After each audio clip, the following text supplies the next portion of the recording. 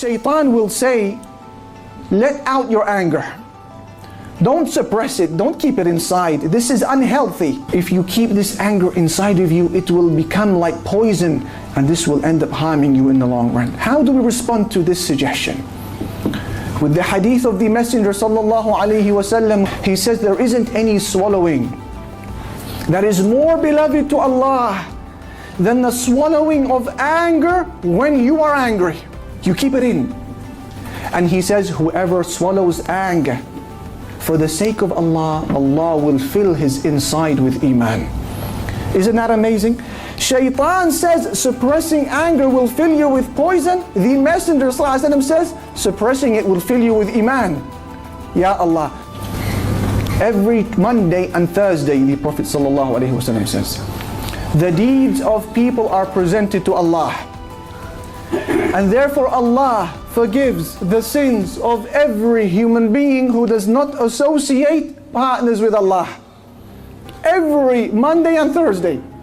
He says, with the exception of two people. Two people whom are quarreling with one another and they're not giving salam to one another. It will be said to them, don't forgive their sins till they become friends again. Ya Allah. So regardless of the good deeds that you are doing, regardless of the lihya, the beard that you are growing, regardless of the hijab, my sister, that you may be wearing, and the halaqat that you may be engaging in, the forgiveness of Allah is blocked. The forgiveness of Allah is barred so long as there is shahna, enmity between you and your brother. La tawbah wa la maghfirah. Shaitan will come and he will say, fine, suppress your anger. And you will not boycott your brother, but I suggest give it a year. Sana, so that you both cool down and you can think clearly again. Give it just a year. How do we respond to this satanic suggestion? With the hadith of the Messenger sallallahu alaihi wasallam, that the Messenger sallallahu alaihi wasallam said, whoever boycotts his brother for a year, it is as if he has murdered him. It is as if he has killed him. Ya Allah, this is khidlan wallah. Imagine meeting Allah thinking you have done well, and you come with sins of killing many Muslims because you have boycotted him. Shaitan will come and he will say, fine, this is too much. Don't boycott him for a year, but give it at least a week. You both need to cool down and relax. A week, then you will pick up the phone. How do we respond to this suggestion? With the hadith of the Messenger sallallahu alaihi wasallam, he says it is not permissible for a Muslim to boycott his brother for over 3 days. And therefore whoever boycotts his brother for over 3 days and then dies will enter the fire of Allah. Inna lillahi wa inna ilayhi raji'un. Shaitan will make another suggestion. And he will say, fine, forget about the year and forget about the week. I have another suggestion. Make the apology. However, wait for him to take the initiative. It was his mistake. هو الذي قهرني هو الذي ظلمني هو الذي عذبني هو he must initiate the salam, not me. I will wait for him to call. How do we respond to this? With the hadith that the Messenger sallallahu alaihi wasallam said, the best of those two quarreling people is the one who initiates salam first. Shaitan will say, hold on a minute, what if I apologize and I take the initiative, but then he rejects your apology? Your effort was wasted.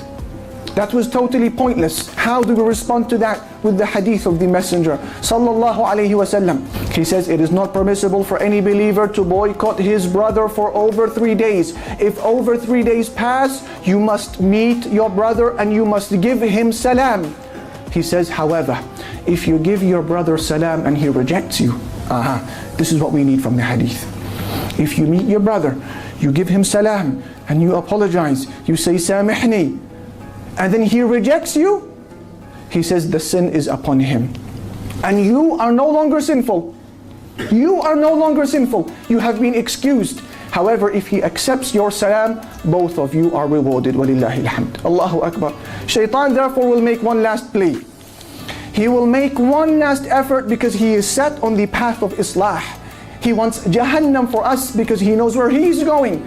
He will say, hold on a minute, what will happen to your karamah? what will happen to your honor, your izzah, your dignity? If you apologize and then he rejects you, where is your honor then? You've lost it.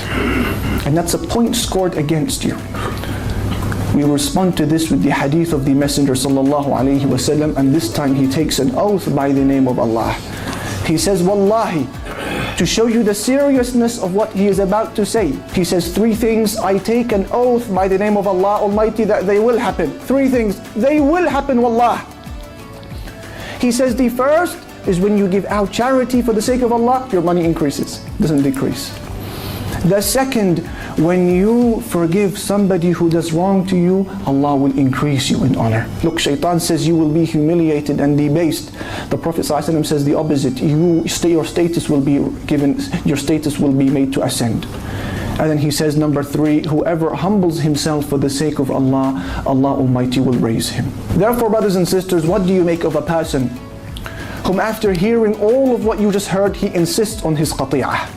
He is insisting on boycotting his brother, his sister. What do you make of such a person after he had heard all what he has just heard? Surely this is a person who is mutakabbir, arrogant. This is a person who is mayyitul qalbi, his heart has died.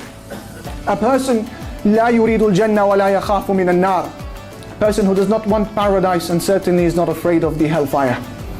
Therefore, brothers and sisters, let us be easy, let us be simple, and let us remove every obstacle between us and paradise before we meet Allah, because we have enough to be asked about as it is. Remove every obstacle you can, and accept apologies when you can, and remove all of these differences with Muslims whilst you can. We have enough to be asked about Yawm al-Qiyamah. Don't be a difficult to repair person.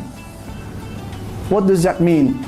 I will conclude with this. Ibn Hibban, he mentioned in his book, he says the honorable people, the virtuous people, they are people who are quick to make friends when they have fallen out with their enemies. Quick to make friends. And they are slow to make enemies to begin with. He says they are like silver vessels. They are very difficult to break, but very easy to repair. Ya salam. He says, as for the unvirtuous people, the ill-mannered people, the li'am, he says these people are very quick to make enemies, and they are very slow to accept apologies. He says these people, they are like vessels of glass, quick to smash, quick to break, but very difficult to repair. Therefore, ikhwani and akhawati, what is the conclusion? The conclusion is, فَمَنْ عَفَى وَأَصْلَحَ فَأَجْرُهُ عَلَى اللَّهِ.